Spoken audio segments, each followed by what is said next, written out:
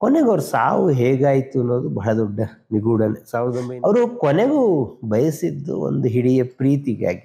ಅದು ಅವ್ರಿಗೆ ಕೊನೆವರೆಗೂ ಮರೀಚಿಕೆಯಾಗಿ ಉಳಿತು. ಅವರ ಸ್ವಂತ ಕುಟುಂಬದಿಂದ ಸಿಕ್ಲಿಲ್ಲ, ಗಂಡನಿಂದ ಸಿಕ್ಲಿಲ್ಲ.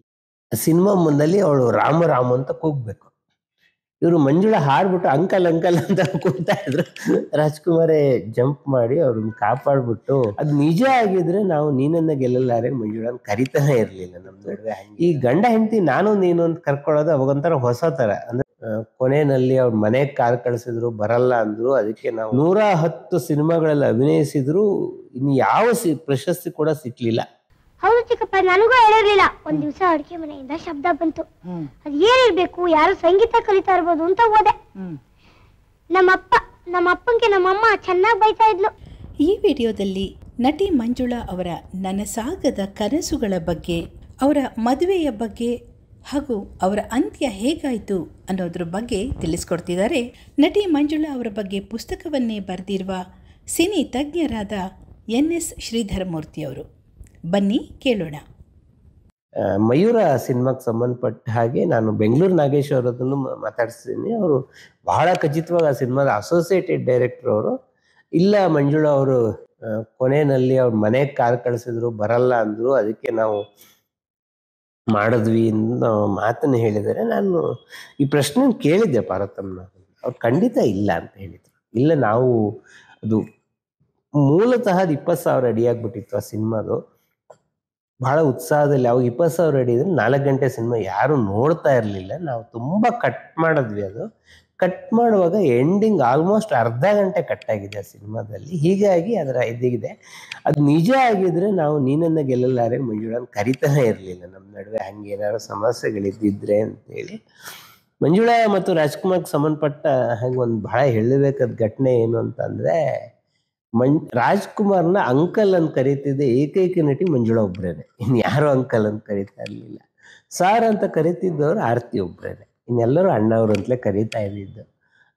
ಆರತಿ ಯಾವಾಗಲೂ ಹೇಳೋರು, ಅಲ್ಲಮ್ಮ ನೀ ಸಾರ್ ಅಂತ ಕರೆದ್ರೆ ನಂಗೆ ಏನೋ ಮೇಷ್ಟ್ರ ಭಾವನೆ ಬರುತ್ತೆ, ಆ್ಯಕ್ಟೇ ಮಾಡೋಕ್ಕಾಗಲ್ವಲ್ಲಮ್ಮ, ಕೊಲೆವರೆಗೂ ಸಾರ್ ಅಂತಲೇ. ನನಗೆ ಏನಿದ್ರು ಪಾರ್ವತಮ್ಮನವ್ರ ಜೊತೆ ಸಲಿಗೆ ಅಷ್ಟೇ, ಅಣ್ಣವ್ರ ಜೊತೆಗೆ ನಾನು ಯಾವತ್ತೂ ಮಾತಾಡಿಲ್ಲ ಅಂತ ಆರತಿ ಯಾವಾಗಲೂ ಹೇಳೋರು. ಮಂಜುಳಾ ಅವರು 2 ಕನಸಿನಲ್ಲಿ ಒಂದು ಸನ್ನಿವೇಶ ಇದೆ. ಸನ್ನಿವೇಶದಲ್ಲಿ ಡ್ಯೂಪು ಕೆರೆಗೆ ಹಾರಬೇಕು. ಅದು ಸಿಚುವೇಶನ್ ಅದು. ಅವತ್ತು ಆ ಡ್ಯೂಪ್ ಕಾಲು ಮುರ್ಕೊಂಬಿಟ್ಟಿಲ್ಲಂತೆ, ಏನೋ ಬೇರೆ ಇನ್ನೊಂದು ಯಾವುದೋ ಶೂಟಿಂಗ್ ಸಂದರ್ಭದಲ್ಲಿ. ಆಮೇಲೆ ಡೈರೆಕ್ಟ್ರು ಕ್ಯಾನ್ಸಲ್ ಮಾಡೋಣ, ಇದು ಡ್ಯೂಪ್ ಇಲ್ದಿದ್ರೆ ಇವಳಿಗೆ ಈಜು ಬರಲ್ಲ ಮಂಜುಳಾಗೆ ಅಂತ ಗೊತ್ತಿತ್ತು. ಸರಿ, ಮಂಜುಳಾ ಅದೊಂಥರ ಉತ್ಸಾಹ, ಮತ್ತು ಅಣ್ಣವ್ರ ಜೊತೆಗೆ ಆ್ಯಕ್ಟ್ ಮಾಡ್ತಿದ್ದೀನಿ ಅನ್ನೋದೊಂದು, ನಾನು ಹಾರ್ತೀನಿ ಬಿಡಿ, ಅದು ಏನು ಪರವಾಗಿಲ್ಲ ಅಂತ ಹೇಳ್ಬಿಟ್ಟು ಹಾರಿಬಿಟ್ರೆ ಜಂಪ್ ಮಾಡಿದಾಗ ಸೆರಗು ಮುಖಕ್ಕೆ ಸಿಗಾಕೊಂಡ್ಬಿಟ್ಟು ಇವರು ಸಿನಿಮಾ ಮುಂದಲ್ಲಿ ಅವಳು ರಾಮ ರಾಮ ಅಂತ ಕೂಗ್ಬೇಕು. ಇವರು ಮಂಜುಳಾ ಹಾಡ್ಬಿಟ್ಟು ಅಂಕಲ್ ಅಂಕಲ್ ಅಂತ ಕೂಗ್ತಾ ಇದ್ರು. ರಾಜ್ಕುಮಾರೇ ಜಂಪ್ ಮಾಡಿ ಅವ್ರನ್ನ ಕಾಪಾಡ್ಬಿಟ್ಟು ಅವ್ರನ್ನ ಸುಧಾರಿಸ್ಬಿಟ್ಟು, ಮತ್ತೆ ಅಂಕಲ್ ಅಂತ ಕೂಗಿರೋದ್ರಿಂದ ಇದಾಗತ್ತೆ ಅಂತಂದ್ರೆ, ಅಮ್ಮ ಮತ್ತಿನ್ನೊಂದ್ಸಲ ಹಾರ್ಬೇಡ ನೀನು, ಡಬ್ಬಿಂಗೆಲ್ಲ ಸರಿ ಮಾಡ್ಕೊಳ್ತೀವಿ ಅಂತೇಳಿ ಮಾಡಿದ್ರು. ಇದು ಪಾರ್ವತಮ್ಮ ಬಹಳ ಪ್ರೀತಿಯಿಂದ ಈ ಥರದ ಹೇಳಿದ ಘಟನೆಗಳಿವೆಲ್ಲ. ಅದರಿಂದ ನನಗೆ ಮಯೂರದ ಕೊನೆಯ ಘಟನೆ ಇಲ್ಲ ಅಂತಲೇ ನಾನು ಹೇಳ್ತೀನಿ. ನಂಗೆ ಸ್ವತಃ ಬೆಂಗಳೂರು ನಾಗೇಶ್ ಹೇಳಿದ್ದಾರೆ. ಅವ್ರ ಜೊತೆ ನಂಗೆ ತುಂಬ ಆರ್ಗ್ಯೂ ಮಾಡಿದ್ರು, ಇಲ್ಲ ನಾನು ಸಾಕ್ಷಿ, ಅದು ಕಾರ್ ಕಳಿಸಿದ್ವಿ, ಅವ್ಳು ಬರಲಿಲ್ಲ ಅಂತ ಹೇಳಿ. ಗೊತ್ತಿಲ್ಲ ನಂಗೆ, ಬಟ್ ನಂಗೆ ಪಾರ್ವತಮ್ಮನವ್ರ ಮಾತೇ ನಂಬೋದಾರೆ ಆ ಥರದ್ದು ಏನೂ ನಡೆದಿಲ್ಲ. ಮಂಜುಳಾ ಶ್ರೀನಾಥ್ ಅವರ ಜೋಡಿ ಬಹಳ ಜನಪ್ರಿಯವಾದದ್ದು. ನನಗೆ ಈ ಪುಸ್ತಕ ಶ್ರೀನಾಥ್ ಅವರೇ ಬೆನ್ನುಡಿ ಬರ್ಕೊಟ್ಟ. ಬೆನ್ನುಡಿಲಿ ಅವರೊಂದು ಮಾತು ಹೇಳಿದ್ದಾರೆ,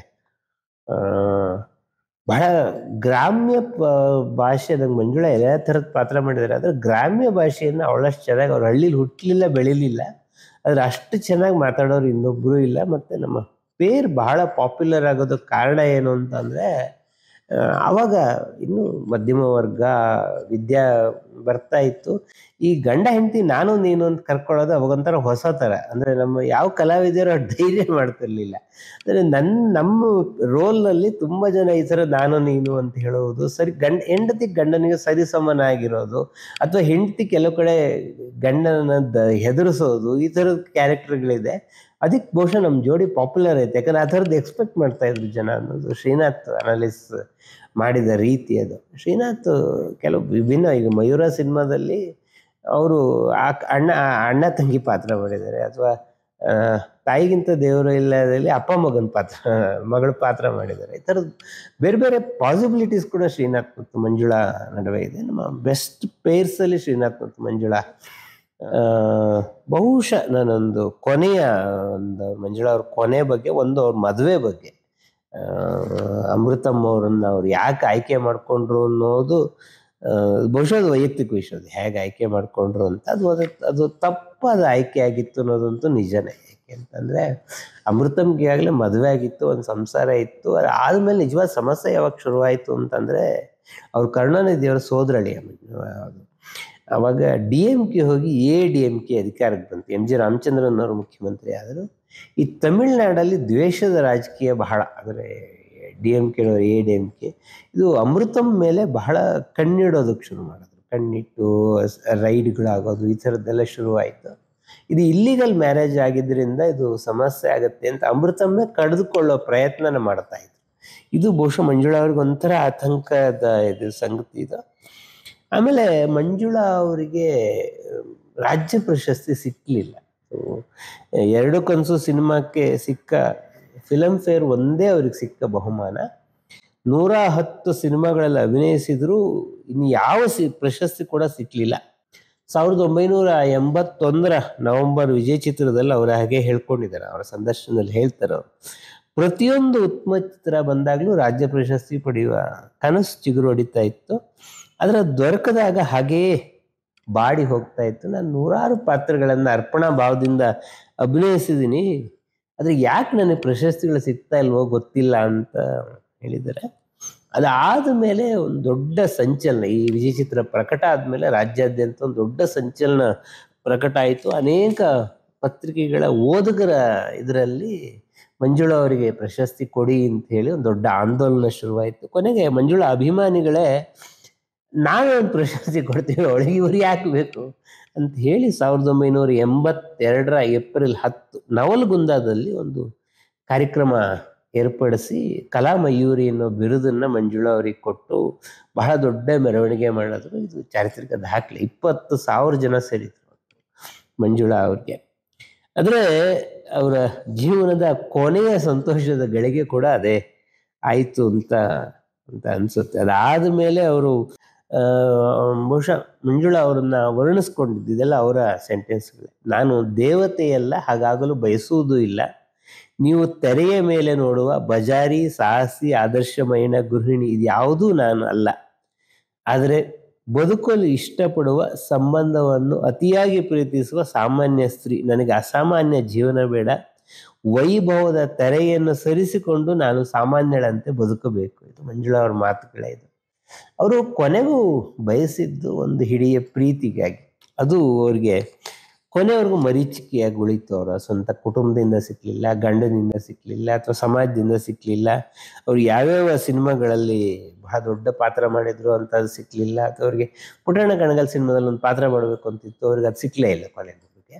ಈ ಥರದ ಮರೀಚಿಕೆಗಳು ಮಂಜುಳಾ ಅವ್ರಿಗೆ ಬಹಳ ಅವ್ರ ಜೀವನದಲ್ಲಿ ಆಯಿತು. ನಾನು ಅದನ್ನು ತುಂಬ ಸಂಬಂಧಪಟ್ಟವರೆಲ್ಲರನ್ನ ಇಟ್ಕೊಂಡು ನಾನು ಅದನ್ನು ವಿಶ್ಲೇಷಣೆ ಮಾಡೋ ಪ್ರಯತ್ನ ಮಾಡಿದ್ದೇನೆ ಇದರಲ್ಲಿ.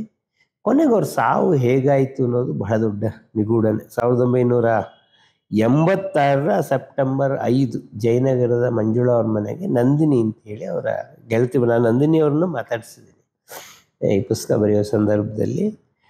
ಮಾತಿನ ನಡುವೆ ಮಂಜುಳಾ ಅವರ ಮಗು ಅಳಕ್ಕೆ ಶುರು ಮಾಡಿದ್ರಿಂದ ಅವ್ರು ಹಾಲು ಕಾಯಿಸ್ಕೊಂಡು ಬರ್ತೀನಿ ಅಂತ ಒಳಗಡೆ ಹೋದರು. ಮಗುನಲ್ಲೇ ಕೂಡಿಸ್ಬಿಟ್ಟು ನಾನು ಹಾಲು ಕಾಯಿಸ್ಕೊಂಡು ಬರ್ತೀನಿ ಅಂತ ಒಳಗಡೆ ಹೋಗಿ 2 ಸೆಕೆಂಡಿಗೆ ದೊಡ್ಡ ಚಿತ್ಕಾರ ಕೇಳಿಬಂತು. ಒಳಗೆ ಹೋಗಿ ನೋಡಿದ್ರೆ ನಂದಿನಿ ಅವ್ರ ವರ್ಷನ್ ಏನು ಅಂತಂದರೆ, ಅವರು ಸ್ವಲ್ಪ ಹೊತ್ತಿಗೆ ಮುಂಚೆ ಕಾಫಿ ಮಾಡಿದ್ರು. ಕಾಫಿ ಮಾಡುವಾಗ ಸ್ಟವ್ ಆಫ್ ಮಾಡೋದು ಮರ್ತಿದ್ರು. ಆಗಿನ ಗ್ಯಾಸ್ ಸ್ಟವ್ಗಳ ರೀತಿ ಬೇರೆ ಥರ ಇರ್ತಿತ್ತು. ಹೀಗಾಗಿ ಅವರು ಆಡ್ತಾ ಇದ್ರಲ್ಲ, ಆ ಉತ್ಸಾಹದಲ್ಲೇ ಲೈಟ್ರ್ ಆನ್ ಮಾಡಿಬಿಟ್ಟಿದ್ದಾರೆ. ಅದು ಗ್ಯಾಸ್ ಲೀಕ್ ಆಗಿದ್ದರಿಂದ ಬರ್ಸ್ಟ್ ಆಗಿದೆ ಅಂತ ಹೇಳಿ 80% ಸುಟ್ಟ ಗಾಯಗಳೊಂದಿಗೆ ಅವರು ವಿಕ್ಟೋರಿಯಾ ಆಸ್ಪತ್ರೆಗೆ ಸೇರಿಕೊಂಡ್ರು. ಬಹುಶಃ ಮಗುನ ನೋಡಬೇಕು ಅನ್ನೋ ಹಂಬಲದಲ್ಲೇ ಅವರು 1 ವಾರ ಕಳೆದ್ರು. ಸೆಪ್ಟೆಂಬರ್ 12 ಬೆಳಗ್ಗೆ 11:32 ಸೊ ವಿಧಿ ಅವರ ಬದುಕಿಗೆ ಕೊನೆಯ ಇದನ್ನು ಎಳೀತು. ಹೊನ್ನೇನಹಳ್ಳಿ ಅವ್ರ ತೋಟದಲ್ಲೇ ಇವತ್ತು ಅವರ ಸಮಾಧಿ ಇದೆ. ನಾನು ಚಿತ್ರರಂಗನ ಬಿಡಲ್ಲ, ಒಂದು ಅಜ್ಜಿ ಪಾತ್ರ ಮಾಡ್ಕೊಂಡಾರು ಸಿನಿಮಾದಲ್ಲಿ ಇರ್ತೀನಿ ಅಂತ ಹೇಳಿದ ಮಂಜುಳಾ ಅವರ ದೀಪ ಸಿನಿಮಾದ ಫೋಟೋನೇ ಅಲ್ಲಿರೋದು ಅವ್ರ ಮನೆಯಲ್ಲಿ ಇವತ್ತು.